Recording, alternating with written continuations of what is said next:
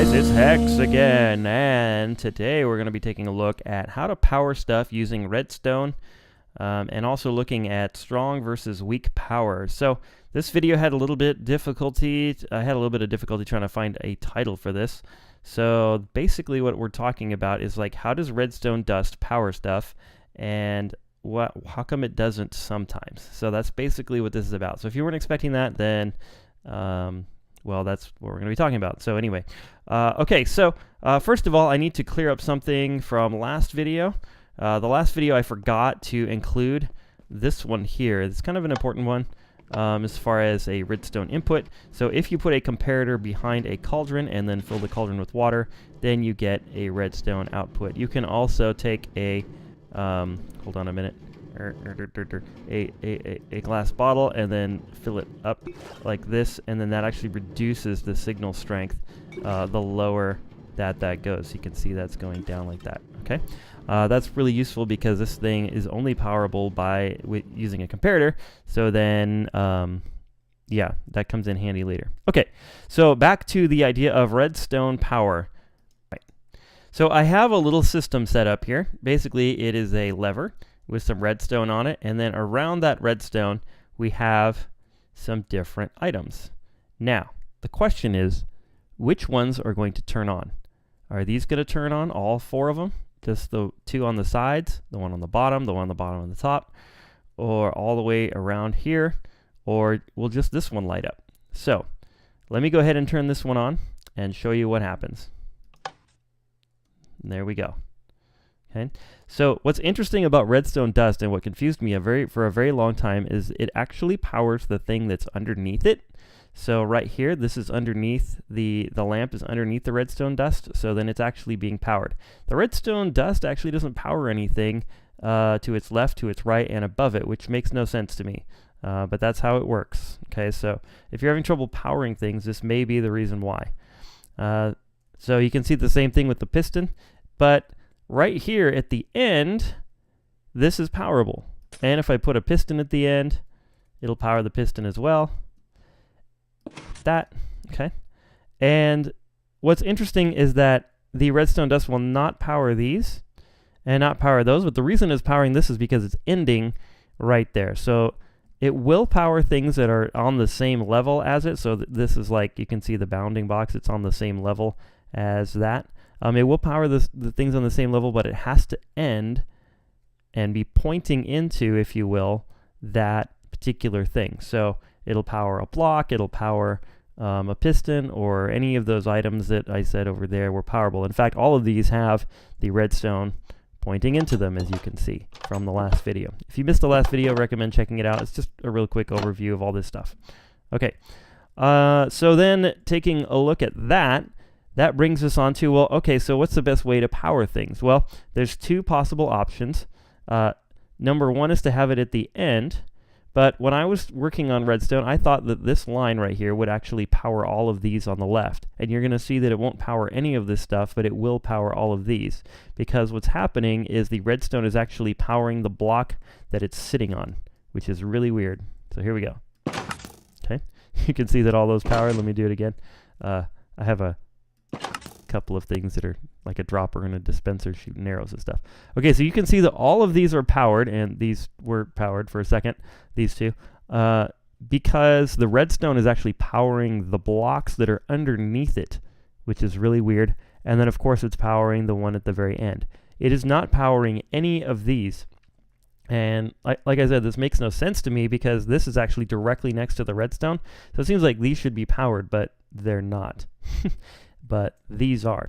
So if you want to power a row of things, it's better to put them on the blocks that are underneath the redstone rather than trying to put the redstone next to them, because if you do that, then you have to put repeaters and all kinds of crazy nonsense to get them to work. Okay, let's go ahead and talk about strong versus weak power. What the heck is that? Well, first of all, let's talk about weak power.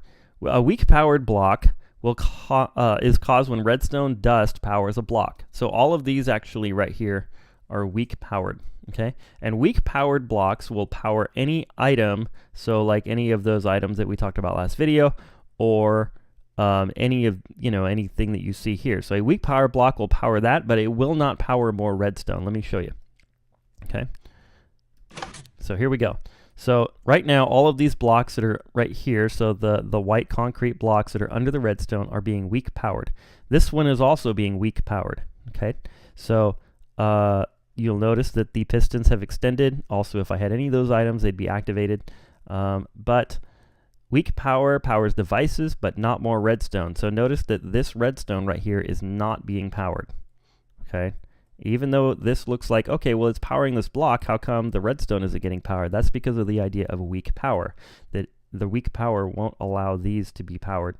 Also, here's another example. This white block is being weak powered, the one I'm pointing at, but these are not powered. And this is here just to keep that from happening, because otherwise, obviously, it will be powered. Okay, there we go. Nah, totally broke the thing. Oh well, hopefully you guys get that. It's an important concept, okay? Strong powered block, and that occurs when a redstone output directly powers a block. So what I mean by a redstone output is a switch, like this one, or a lever, I should say. So this lever is powering this block, and this is a strong powered block. It will power any item attached to it, but it will also power any redstone next to it. So this strong powered block is powering all of this, okay? Like that. All right, strong power occurs also when you have a button. Strong power also occurs when you have a repeater or a comparator pointed into a block. So basically any redstone contraption thing, so any of these will strong power a block. So the button, this pressure plate, I think this one does. The output of this thing will strong power that block, like that. The redstone torch will, but it has to be underneath the block, so this is kind of a bad example. Yeah, this thing is sort of its own strong powered block, so if I put a block next to it, nothing happens, but it is its own strong powered block, so that's kind of interesting. That one's an exception. This guy here can strong power a block. Did I do that again? I'm always moving the thing that I'm trying to use. Like that, see, it's strong powering the block. And then these obviously will strong power a block. Repeater will strong power a block. And this thing right here should strong power a block. I think it has to be, yeah, it has to be underneath it, okay? So like it will actually strong power the block that it's attached to right there. So if this was right here, then it would strong power this block. And the same thing with the pressure plate as well. This guy here, let's take a look at this guy. Let's see what happens. Nope. I think this one's the same as the pressure plate where it will strong power the block beneath it. Let's take a look. Nope. So this guy will not strong power anything. There we go. That's settled. Okay. Again, this guy strong power right here. Okay. So basically any of those input devices will strong power the block that they're attached to, except for the daylight sensor for whatever reason. Okay. Here we go. Back over here. That was the one I broke. So let me show you this one more time with the lever. So again, strong power here, but if I do this, then the light will light, but it will not power this redstone. So I have to then strong power it with something. Probably in this case, I would use a repeater, and then that repeater then strong powers this block, continuing the redstone power. Okay. Another funny thing is this goes back to the idea of the weak power and redstone dust. I actually should have put this over there. But if you have a single dot right there, it's actually powering all of the ones going out of it. So even though this is a round circle, it looks like none of these are being pointed to. The round circle actually points at this one, that one, that one, and that one. I think a better, probably, what do you call it? Texture for this would be if it was like a little X, right? Or a cross, like a red cross, right? Like, so it'd be pointing at this one, and that one, and that one, and that one. Because if I hit this switch right here and power the block underneath that redstone, you'll notice that all of these get powered because this is actually powering everything around it, which is strange. There's another one right here where it doesn't power weak power the blocks, but it just weak powers the pistons themselves.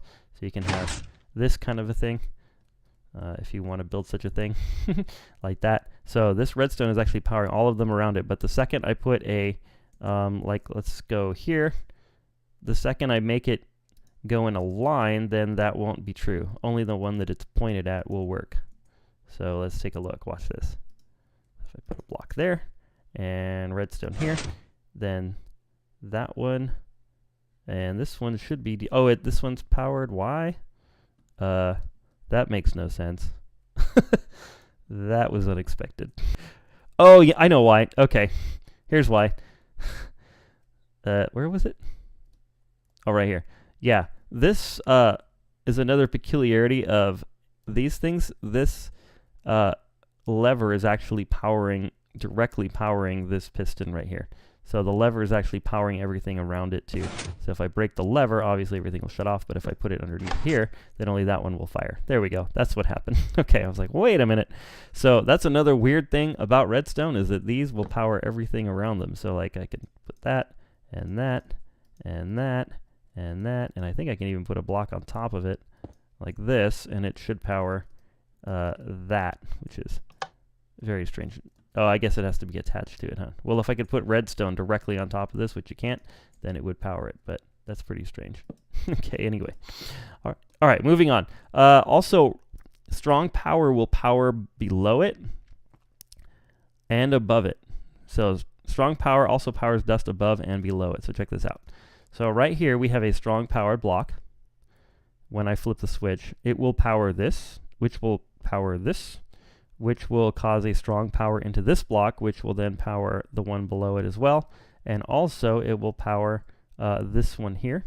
So then, turn that on, and there we go. Very strange, right?